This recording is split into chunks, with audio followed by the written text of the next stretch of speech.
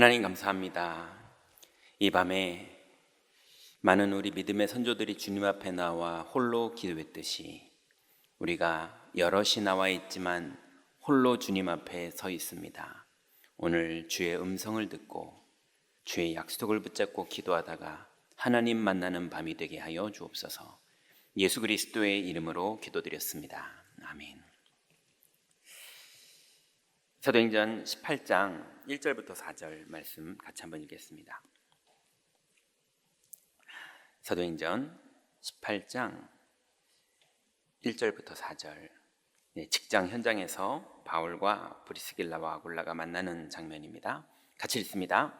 이후에 바울이 아덴을 떠나 고린도에 이르러 아굴라라 하는 본도에서 난 유대인 하나를 만나니 글라우디오가 모든 유대인을 명하여 로마에서 떠나라 한 고로 그가 그 아내 브리스길라와 함께 이달리아로부터 새로 온지라. 바울이 그들에게 가매 업이 같으므로 함께 거하여 일을 하니 그 업은 장막을 만드는 것이더라. 안식일마다 바울이 회당에서 강론하고 유대인과 헬라인을 권면하니라. 아멘. 오늘은 이 복음의 언역의 여정에서 5훈련, 그 중에 전문별 합숙에 대해 그 안에서 우리가 붙잡아야 될 기도 제목을 잡으려고 합니다. 연령대별로 그 현장마다 모든 사람이 똑같진 않지만 보편적으로 우리가 이해해야 되는 시간표들이 있어요. 그래서 초등학생들의 현장은 창세기 3장에서 시작된 나중심, 육신중심, 성공중심의 상태가 돼 있지만 그게 기초가 돼 있는 현장입니다. 그래서 초등학생들의 현장에서 그 기초를 복음으로 바꿔주는 것이 되게 중요한 초등사역의 포인트예요. 왜 그러냐 하면 초등 랩넌트는 우리가 볼 땐 너무 이쁜 아이들이고 또 교회에서 예배하는 아이들이고 또 현장에서 만나보면 너무 아이가 괜찮다 이런 애들도 있거든요. 그런데 이 아이들은 몇 가지가 세팅되어 있습니다. 태에서 이미 나올 때 이 아이들이 결정돼서 나온 것들을 가지고 태어나요. 뭐가 결정됐습니까? 얼굴이 어떻게 생길지가 결정됐어요. 네. 또 지능이 얼만큼이 될지가 이미 태에서 결정이 됐습니다. 또 건강이 허약할지 아주 강건할지 또 중간일지 이런 상태도 거의 많은 부분이 결정돼서 태어납니다. 또 이 아이의 달란트라든지 성격이라든지 이 아이의 어떤 에너지, 그걸 건강이라고 그러기도 하고 기라고 그러기도 하죠. 이 아이의 그런 에너지가 약할지 강할지, 또 이 아이가 얼만큼 전문성을 파고 들어갈 만한 기질을 가졌는지 이런 부분들도 이미 태에서 결정됩니다. 그리고 영적 상태가 결정돼서 태어납니다. 어쩔 수 없어요. 우리 아이들이 원죄 가운데 생명 없이 태어납니다. 그러다 보니 영적으로는 하나님의 자녀로 태어나는 것이 아니라 마귀의 소속으로 태어납니다. 그래서 아이들 사역을 많이 해보면요, 어릴 때 신기하게 귀신 보는 아이들은 많은데 예수님 보는 아이들은 없어요. 신기하죠. 근데 랩런트들이 생명이 들어가면 와서 얘기하더라고요.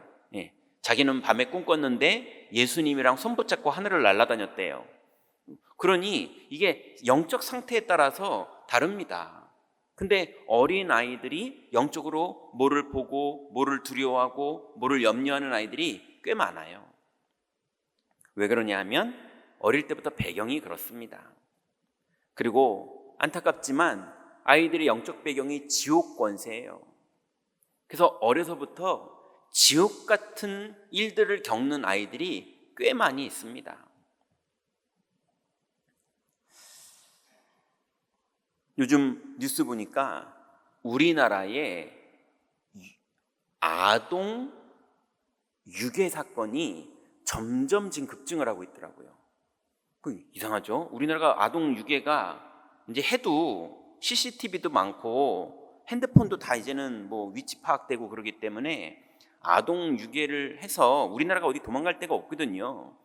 근데 어느 순간인가부터 우리나라에 아동 유괴가 지금 급증을 하고 있어요. 통계가 그렇게 나오더라고요. 그 문제가 심각하다 이거 얘기 이전에 그럴 정도로 아이들 때도 여러 가지 지옥 권세 같은 일들이 아이들 인생에도 우리가 보호한다고 하고 아이들은 소중하다고 그러고 아이들을 위해서 학교 앞은 천천히 가야 된다고 그러고 다 해도 절대로 모든 사람은 영적 문제들과 운명이 오는데 아이들도 옵니다. 또 그 가문의 환경이 어떤 환경이냐, 막 부모님이 막 도박하고 막 술 먹고 때리고 이런 집도 있고요. 또 기독교인 집인데 너무 예수 믿으라고 율법적으로 아이들을 괴롭혀가지고 아이들이 완전히 자아가 다 상실된 아이들도 있고요. 어릴 때부터 뉴스에서 보니까 할머니가 무당인데 이 아이가 나쁜 짓을 하면은 할머니가 그 무당 점치는 방 있잖아요. 뒤에 산신령 그려져 있는 그 방에다 애를 불 꺼놓고 가다 버리고 밖에서 잠궈버리면 애가 너무 공포에 사로잡혀서 제발 한 번만 문 열어달라고 그렇게 소리를 지르고 울다가 잠들기도 하고, 이런 아이가 막 연쇄로 범죄를 하다가 잡혔을 때 제가 어릴 때 그랬다 이런 얘기를 하더라고요. 그러니 가정의 어떤 문화나 가정의 환경 이런 거에 아이들이 엄청나게 어려움을 당하는 아이들이 많이 있습니다.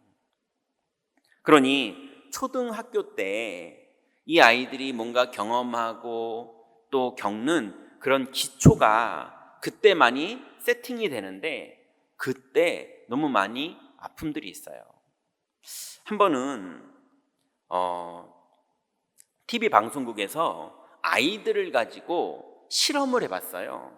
어떤 실험을 했냐 하면 아이들이 공부를 다 잘하는 애들을 모아놓고 똑같이 수학 시험을 봤는데 이 초등학교 아이들이 성적이 다 높아요. 이제 낮은 애들은 뺐고 높은 애들만 불러놓고 두 그룹 아이들에게 똑같은 선생님이 칭찬을 한 거예요. 뭐라고 칭찬했냐면 첫 번째 그룹 아이들은 야, 넌 어쩌면 이렇게 성적이 좋니? 넌 진짜 공부를 잘하는구나. 너 최고다. 정말 너는 이쁘고 멋있다. 네가 기대가 된다. 이렇게 칭찬을 해준 아이 그룹이 있고요.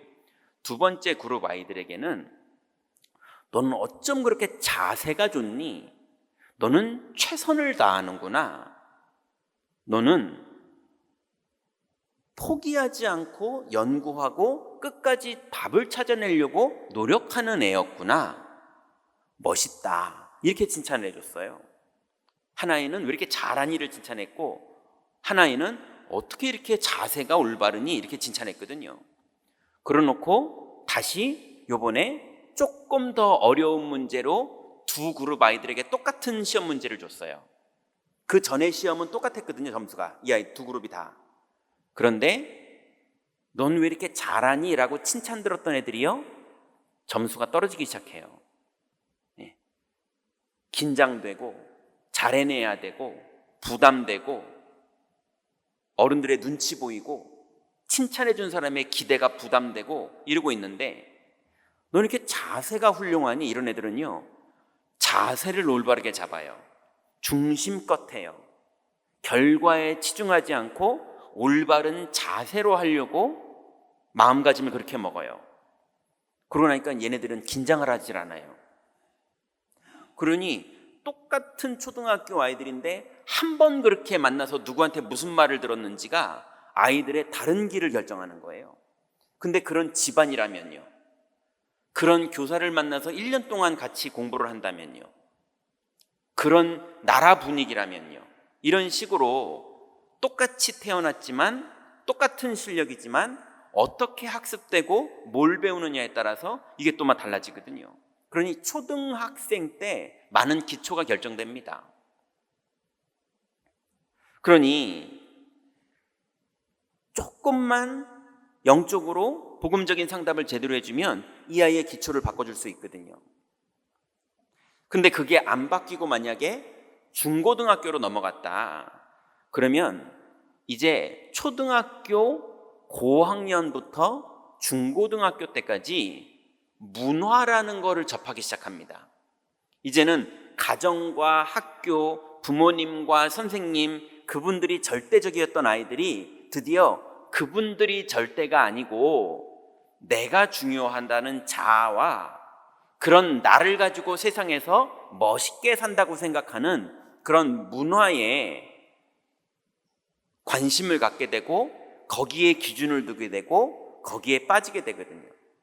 그러니 어떤 친구 문화를 만나느냐, 어떤 미래 문화를 꿈꾸느냐, 어떤 문화 속에서 뭐가 멋있다고 배우느냐, 이런 거에 따라서 이 아이들의 길이 또 달라지는 거예요.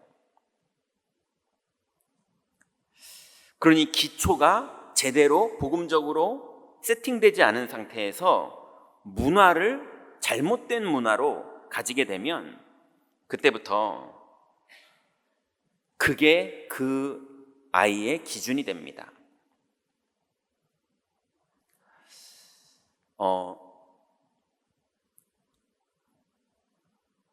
제가 예전에 아이의 얘기는 아니지만 어떤 지역에 들어가서 이제 지역에 있는 분들을 싹 조사를 하고 그분들 중에 중요한 분들을 이제 한 명씩 만나고 있는데요.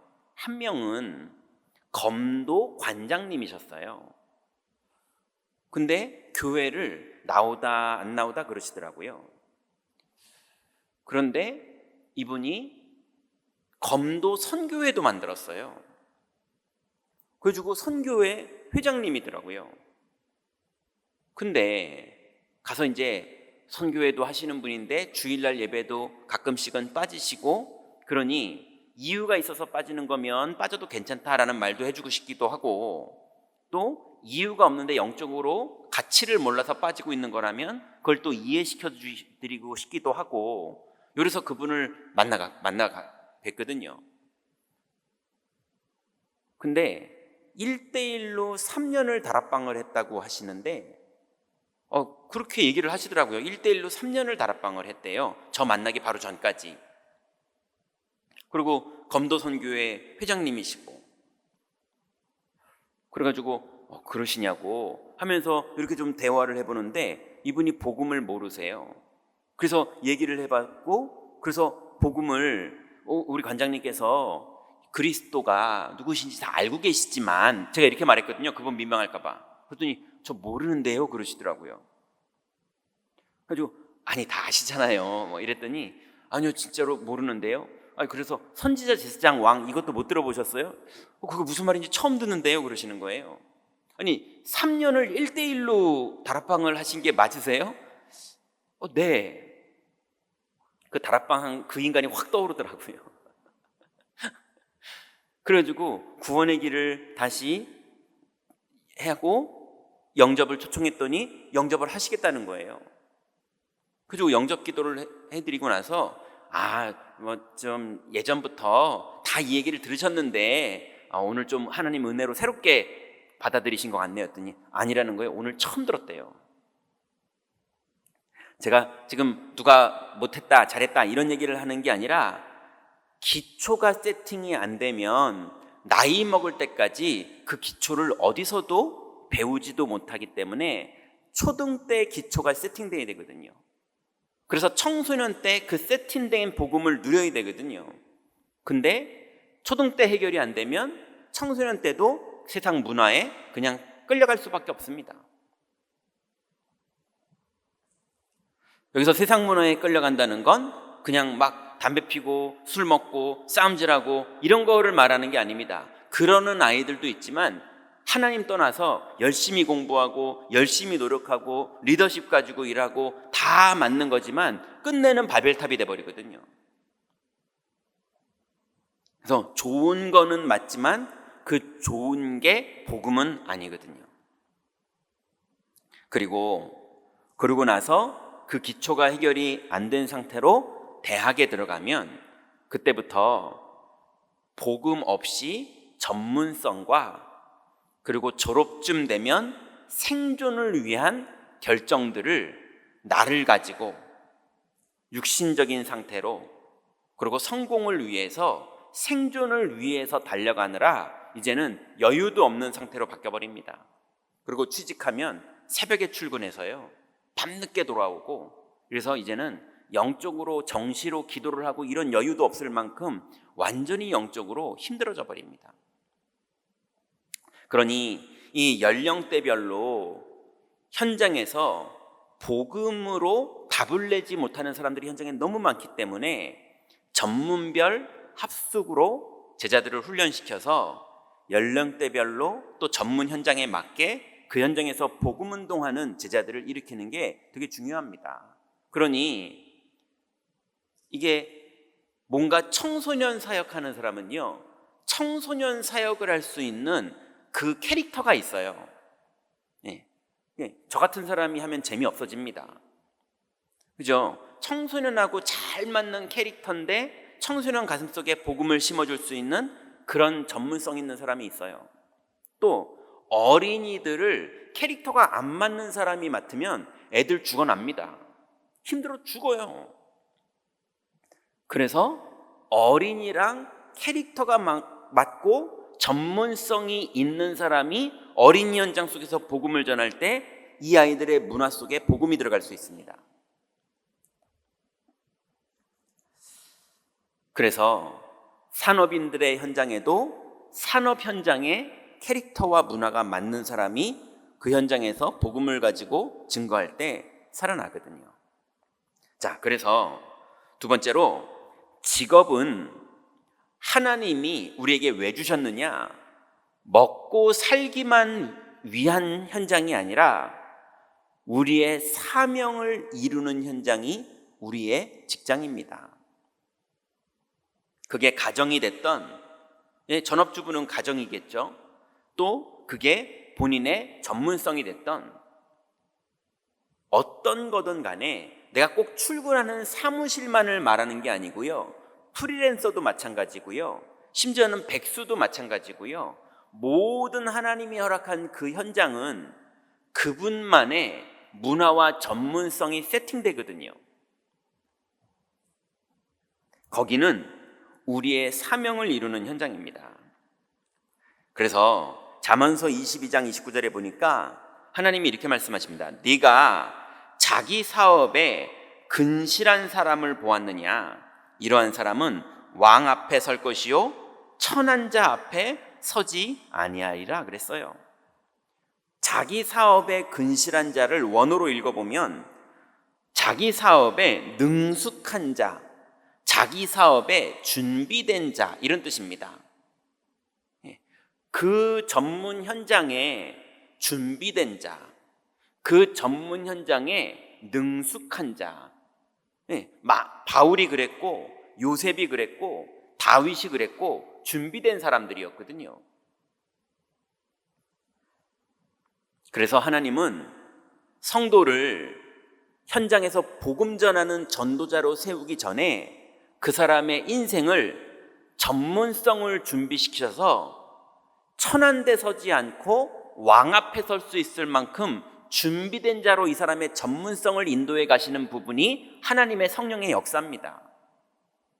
하나님은 막 전도해가지고 막 직장인들이 막 뛰들고 현장 가서 전도하고 그런 걸 원하시는 게 아니라 모든 성도들의 현장에 전문성을 줘서 그 현장에서 승리하게 만들면서 전도하게 하십니다.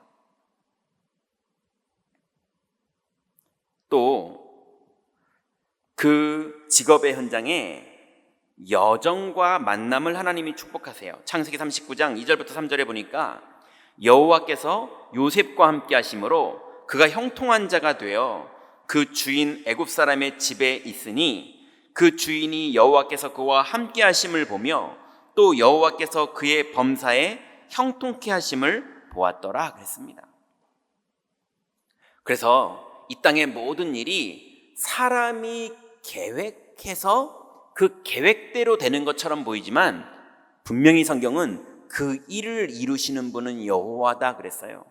사람의 뜻대로 되는 게 아니라 전문성 다 준비해도 결국은 그 전문성대로 결과가 오는 게 아니라 하나님의 주권대로 그 계획이 진행됩니다.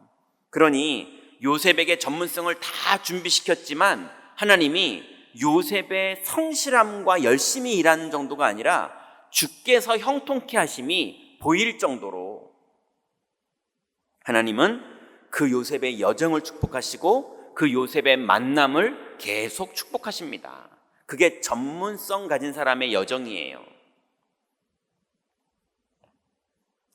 그리고 그 전문성 가진 사람의 자세를 하나님이 축복하십니다. 골로새서 3장 22절부터 24절에 보니까 종들아 모든 일에 육신의 상전들에게 순종하되 사람을 기쁘게 하는 자와 같이 눈가림만 하지 말고 오직 주를 두려워하여 성실한 마음으로 하라.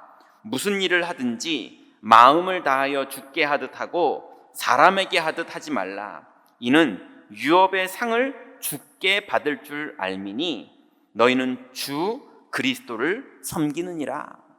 그러니 우리 모든 전문인들은 전도자이고 하나님이 사용하시는 사람이기 때문에 여러분의 가정, 여러분의 직업, 여러분의 산업 모든 현장에서 사람 앞에서 하는 정도가 아니라 주께 하듯 하는데 하나님이 그 결과를 주님이 책임지십니다. 그러니 목사는 주의 종이라고 사람들이 말하죠. 왜요? 하나님의 신부를 말하는 자잖아요. 근데 목사도요, 사람 앞에 서게 됩니다. 자꾸요. 내 설교를 사람들이 좋아하나 싫어하나, 내가 교회에서 좀 인정받나 못 받나, 이렇게 겁먹게 되면, 하나님 앞에 못 서게 되면 목사도 그런 날이 와요. 그런데 전문 현장에 있는 직장인들, 전문인들도 마찬가지입니다. 하나님이 하나님 앞에 주의 종들처럼 하나님 앞에 서라는 거예요. 여러분, 부모도 하나님 앞에 서셔서 자녀를 돌아보시기 바랍니다. 내 자녀 이거 이전에 하나님 앞에서 자녀를 보세요. 자녀도 하나님 앞에서 부모의 음성을 들으시고 부모와 대화해 보세요. 그러면 그 안에 하나님의 응답이 있습니다.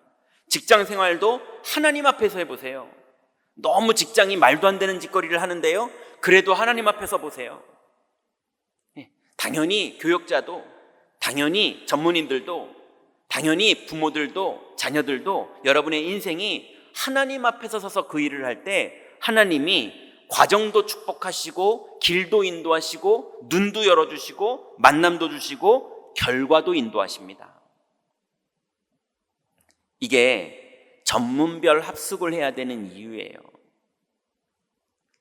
그래서 하나님의 해답은 결국 내가 아니라 내 안에 그리스도로 살라고 하십니다. 어떤 전문 현장이어도 한 손에는 실력을 쥐고 있어야 되지만 한 손에는 약속을 붙잡고 있어야 됩니다. 그래서 결국은 일을 행하시는 건 여호와고 그 일을 지어 성취하시는 분이 여호와라는 사실이 확인되어지고 누려져야 됩니다. 그리고 그 전문인들의 길은 희희낙낙 이러면서 기쁘게만 사는 게 아닙니다. 모든 믿음의 렘넌트들의 삶도, 그리고 이 땅의 실제 현장도 아픔도 있고 고통도 있고 인내도 있고 기다림도 있고 위기도 있고 굴곡도 있고 이 모든 걸 넘어가면서 하나님의 영광을 나타내는 거지, 그냥 룰루랄라 웃고 있었는데 뭐가 되고 이런 경우도 있지만 아닌 경우들이 훨씬 더 많아요. 왜냐하면 하나님이 시험을 주시는 이유는 감당할 시험이기 때문에 주십니다. 그걸 감당해야 그 다음으로 가거든요. 그래서 우리의 모든 여정과 우리의 모든 사건은 다 발판입니다. 하나님이 그 사건을 통해서 하나님의 더 큰 계획을 이루시는 과정이고 발판이지, 그것 때문에 망하지도 않고 그것 때문에 인생이 엄청 대박나지도 않습니다. 결국은 그리스도로 사는 겁니다. 그래서 어떤 일이 벌어져도 낙심하지 말고 하나님의 계획을 보세요. 어떤 일이 벌어져도 너무 좋다고 흥분하지 말고 그 안에 하나님의 계획을 보세요. 그럼 그 안에 더 큰 축복이 준비되어 있습니다. 그리고 나서 그 비밀을 가지고 전문 현장에 들어가면 그 전문 현장마다 흑암이 왕노릇하고 있어요. IT 현장에도, 정치 현장에도, 공무원 현장에도, 사업 현장에도, 심지어는 저희 교역자들의 목회 현장에도 끊임없이 인본주의를 쓸 일이, 끊임없이 타협할 일이, 끊임없이 나중심, 육신중심, 성공중심으로 살 일들이 어느 현장이나 다 있습니다. 거기에 사탄의 왕노릇하는 방법들이 다 있고 많은 사람들이 그 현장에서 거기에 종노릇하고 있습니다. 그 현장에서 그들과 함께 가는 것은 당연히 같이 가야 됩니다. 그렇지만 함께 가지만 거기서 비밀을 누릴 때 흑암이 꺾이고 성령의 인도를 받으면서 그 전문 현장에서 열매 맺는 증인들이 일어나야 되는 겁니다. 그래서 다윗은 공무원의 현장인 그 현장에서 승리했던 사람이고요. 사무엘은 목회자의 현장에서 승리했던 사람이고요. 루디아는 비즈니스 현장에서 승리했던 사람이고요. 이렇게 현장에서 전문인들이 정말 그 안에서 빠져나와서 그리스도를 누릴 때에 열매 맺게 됩니다. 이 비밀을 누리는 사람들이 전문별 합숙을 인도하는 거예요. 결론 맺습니다. 예수님은 처음부터 말씀하셨습니다. 마태복음 11장 28절부터 30절에 보니까 수고하고 무거운 짐진 자들아 다 내게로 오라. 내가 너희를 쉬게 하리라. 나는 마음이 온유하고 겸손하니 나의 멍에를 메고 내게 배우라. 그러면 너희 마음이 쉼을 얻으리니 이는 내 멍에는 쉽고 내 짐은 가벼움이라 하시니라. 많은 전문인들이요, 일을 꽉 물고 끊임없이 일하거든요. 밤새서 일하고요, 혼자 있는 시간에 또 연구하고요, 한번 목표를 정하면 절대로 놓치지 않고요, 끊임없이 그 목표를 위해서 갱신하면서 계속 달려가거든요. 그쯤 돼야 서밋이 되거든요. 근데 예수님은 거꾸로 말합니다.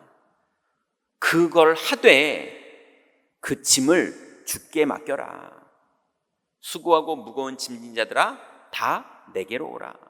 내가 너희를 편히 쉬게 하리라.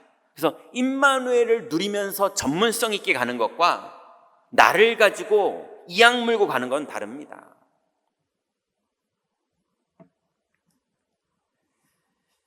또 예수님께서는요, 우리에게 염려를 주께 맡기라고 말씀하십니다. 베드로를 통해서 베드로전서 5장 7절부터 9절에 보니까 너희 염려를 다 주께 맡겨버리라. 이는 저가 너희를 권고하심이니라. 근신하라, 깨어라. 너희 대적 마귀가 우는 사자같이 두루다니며 삼킬 자를 찾나니 너희는 믿음을 굳게 하여 저를 대적하라. 이는 세상에 있는 너희 형제들도 동일한 고난을 당하는 줄을 알미니라. 전문인들의 여정에는요, 끊임없이 두렵고 끊임없이 위기고 끊임없이 목숨 걸고 일해야 될 것처럼 큰 결정을 해야 될 일들이 많거든요. 근데 그 모든 순간에 염려를 주께 맡겨버려라. 왜 그러냐면 우는 사자처럼 두루다니는 이 마귀가요, 삼켜버리는 일들이 그 현장에서 벌어지거든요. 그래서 모든 전문인들, 어떤 두려움이 내 앞에 있어도 속지 마시기 바랍니다. 어떤 큰 길이어도 약속 붙잡고 주님과 동행하면 됩니다. 그래서 결국은 하나님이 어떻게 하기를 원하시느냐? 오늘 본문의 사도행전 18장 1절부터 4절에 보니까 그렇게 로마에서 사업하던 브리스길라와 아굴라가 고린도로 정치적인 문제 때문에 쫓겨났는데 오히려 거기서요, 하나님이 인생의 큰 답을 얻게 하십니다. 바울과의 만남을 통해서 본인들의 사업과 본인들이 마지막 하나님 앞에 가는 그날까지 어떻게 살아야 될지가 세팅되는 그런 만남의 축복과 평생의 사업의 이유를 발견하게 됩니다. 그래서 전문 현장에서 복음을 누릴 때 어떤 일이 벌어지는지를 소통할 수 있는 합숙, 그게 전문별 합숙이에요. 그래서 전문별 합숙은 이제는 없어졌어요. 어디 가서 받을 수가 없어요. 그럼 어디서 합니까? 여러분, 이제 우리가 만남의 축복 가운데 부모가 자녀에게 해주기도 해야 되고, 또 우리가 동료들에게 해줄 수도 있어야 되고요, 또 교회에서 렘넌트들에게 해줄 수도 있어야 되고요, 우리가 현장에서 만난 동역자들에게 해줄 수 있어야 됩니다. 이 축복을 여러분이 먼저 스스로 하나님 앞에서 누리시기 바랍니다. 기도하겠습니다. 하나님, 감사합니다.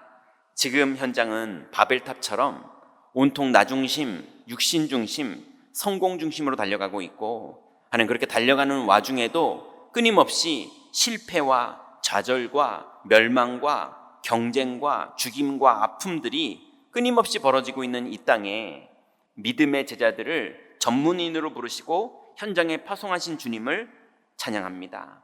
주님, 이제 이 복음의 비밀을 현장에서 누리는 모든 전문인들에게 주여 성령으로 역사해 주셔서 현장에서 능히 승리할 수 있도록 믿음을 주시고 그 길에 전문성과 지혜를 더해 주시며, 주님께서 허락하신 믿음의 고백을 할 때마다 흑암이 무너지고 하나님 나라가 이루어지며, 주님께서 허락하신 많은 만남의 축복들과 의지할 것들이 아니라 응답으로 진행될 많은 동역자들이 만나지도록 주님 응답하시고 축복하여 주옵소서. 이 밤에 우리의 모든 염려들을 주님께 맡기고 하나님 여정을 갈 수 있도록 믿음을 우리에게 더하여 주옵소서. 예수 그리스도의 이름으로 기도드렸습니다. 아멘.